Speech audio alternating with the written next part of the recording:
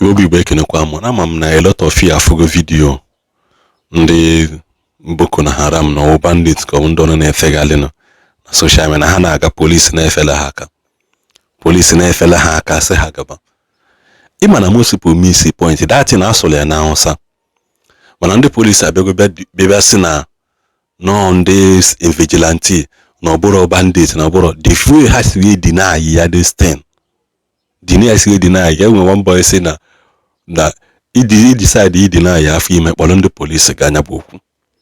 Now can play on that video kono gente of my gain until and this video just nene ya of ma asole announcer ma kowa ihaku oteraka mana nene this video. This is the part that is missing in that video and then this video. Yalla be Uga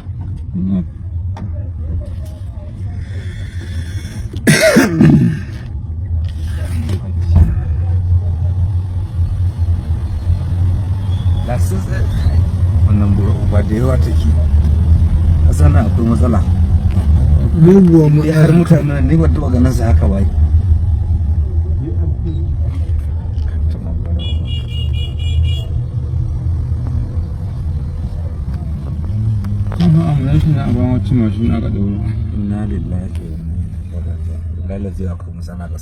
Thank you.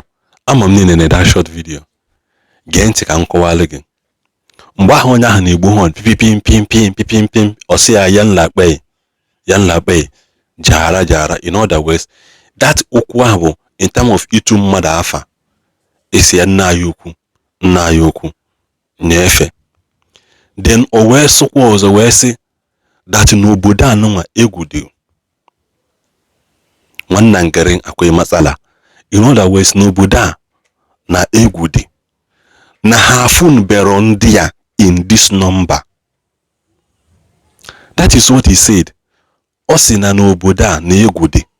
So ọ bụrụ na ndị vigilante dị ha as they said, ọ bụrụ na vigilante dị ha, can he make that statement in other words na egwu dị n'obodo a? Edukwa na ọ bụrụ na vigilante ha ya ekene onwe ha sị ha sanunku dị aiki ka ekunu me all those kind of things ha ka ekunu me ama m n'ọlụ na-agakwa aikenekwa ọrụ n'ọlụ unu na-alụ. O wee bụrụ ka gịnị me ka ha da clash na within the police. Iwu ọchị abụrụ use your intelligence ọfụma. Iya afọ na those police nwere information na those people na-aga there at that moment. Ha na-aga there at that moment. Ha wee mee gịnị paaki yalụ ha ka ha gacha na ha chọrọ okwu n'ụka. Iwu ọchị most of them nọ n'ime moto ha. Ndị ahụ pụta n'ezi is to make sure na gịnị mee na ndị ahụ ga without a mistake. Una na-asị na vigilante a na-ebu such sophisticated ammunitions. Ụdị egbe ahụ ndị ahụ bụ vigilante obodo na ha na-ebu ya. Agụ na-eche mba ebubeghị ya, udo ga-achị ebubere ụdị egbe ahụ. And ha nọ n'inu ọkada. Then enwe the part nwaanyị nọ n'inu dị ọkada solo ha na-aga. Ejuziasị ụmụ nwaanyị ndị ha bụcha n'ọkada education ọ bụrụ ndị ha kidnap wee buru ha wee relocate to another destination. Because this video is critical clear to everybody na ndị ha bụrụ vigilante as ndị police si ekwu. Enwere vigilante no Nigeria na ebe ụdị egbe ha. Oskwe ha bụ Joint Task Force JTF ha na-eyi military uniform.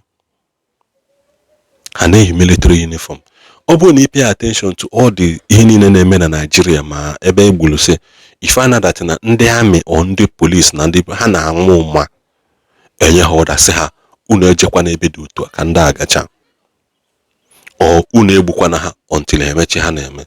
That is why for most of the time ndị platoon na ndị other plane na ha ya asị gị na ndị army nọ here na nke ndị bupulu ndị army nọ na checkpoint here 10 minutes or 15 minutes before that thing na-eme. These are the things na-eme na Nigeria today. I know name ya. Akpọrọ nwanne anyị nwoke kpochie kịta ndị mere obodo adịghị mma na-aga. Ndị kwesịrị ichekwa life and property a na-efele ha kasị ha well done. Somebody sụwa ya na ansa si na n'obodo a na agha dị na ofupụtubere ụdị ndị a na this type of ọ na-agha dị, so which means na ọ na-afụli bụ ha afụli nwere ka ọfụ 5 or 10 mana ọ sị na ofubere ndị a in this number before. That is the explanation of what happened in that video. Menezi ihe this guy kwuo maka ya na nke ikpeazụ ka ọ dị.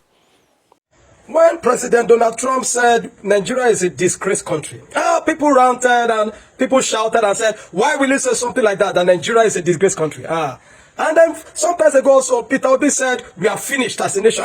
And you will, people, those APC urchins began to masturbate over it. Everybody were ranting and all those confused bigots in Nigeria, especially those that are standing on a corrupted mandate. And they began to shout. They began to talk and talk. But I'm going to show you a video now. And you are going to see and tell me if you are not a disgraced country and if we are not finished as a nation. And I keep saying it. Yesterday I made a video. I said what is coming for Nigeria is far worse than what you have seen already. If you think what you're seeing presently about insecurity, about the jihadism, about the banditry, about the genocide is all that there is, I say you're wasting your time. You are dreaming. You should wake up from that slumber, because you see what is coming is worse. Now, you're going to watch a video and then I'm going to talk about that video. Please watch in a few minutes.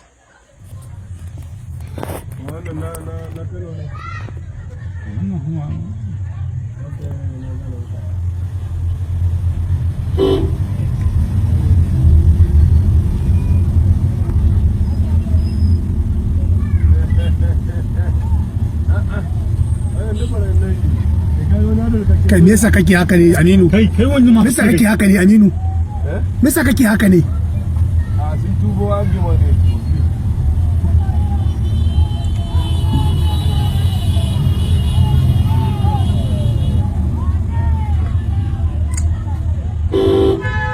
Now, when you watch this video now, you will think it is AI generated. You could say, is this AI? Or some of you can look and say, is this truly real? Of course, yeah, it is real. It is real because we are not a serious people. And I tell people, I usually say it, if you watch my previous video, I say, there is war currently going on in Nigeria. The only people that have not realized that yet is the church. The Christians have not realized that there is war yet. What you have just seen here is not AI generated. What you have just seen here is a video of bandit, terrorists, Fulani jihadists passing on the highway. And police were there waving at them. So look at the Ike, and they were waving at them. Look at them, exchanging pleasantries. People that are kidnapping, causing mayhem, causing chaos, destroying lives and property, massacring innocent people. Passing at the police stood there and they were waving at them, exchanging pleasantries. How did we get here as a nation, for God's sake? How do we become a people that have been relegated to this thing? How did we get here? APC is a curse on Nigeria.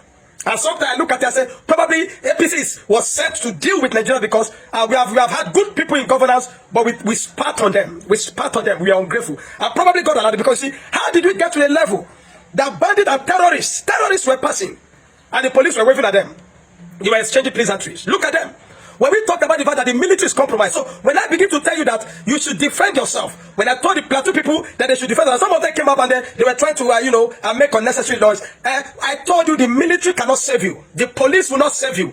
If you are banking on the government for this insecurity, they will waste you and you will die for nothing. Because even when they arrest, if they even eventually arrest those that kill you, they will be given amnesty, they will be given what they call rehabilitation and reintegrated into the society with taxpayer money. You will be the one to die for. Look at it. Which nation that is serious about anything have bandits and terrorists passing on the highway and exchanging pleasantries to the police? Tell me these policemen are not complicit.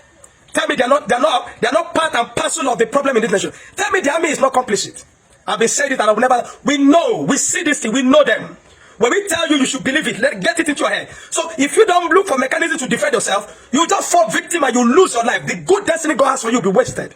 A word is enough for you. I've told you people, no, they mumu yourself. Because if you keep mumuing yourself, these people, can you see what they are doing? The Inspector General of Police will see this. They will lie to you. They say, we'll launch investigation into it. A nation where someone is in prison, look at what the police, when they came to carry someone a few days ago, when I watched it on Arise TV, look at how they were showing their mantle. They were exercising their power. These bastards saw them. Look at them. Look at these bastards. These bastard policemen on the highway waving at terrorists. If it is to throw gas at tear gas at protesters or shoot at protesters, you see them there. But these are terrorists passing and they couldn't do anything. Shame on you, Nigerian police. God punish every one of you.